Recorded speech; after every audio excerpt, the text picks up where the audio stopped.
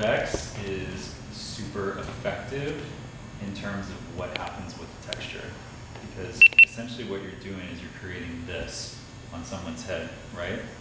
But if you kind of anticipate what the texture does, when you have wave and curl, it doesn't just lay down flat, right?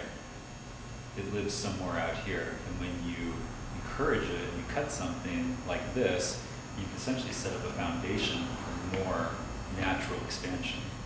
That's, to me, is like why you would choose the convex technique, is when somebody really wants to see fullness in their hair. It's the fullest layer that you can get.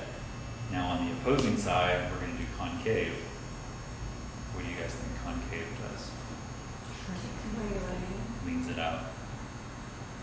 The cool thing about this side is it becomes more about actually preserving some of the length, because we're pulling away from what we want to keep, right? This, we're not as concerned with length. If we were concerned about length, we'd put a line in first, and then it would become all about protecting that. But what I enjoy about this is you start to like actually see how the hair lives once you've got that type of stacking effect through there.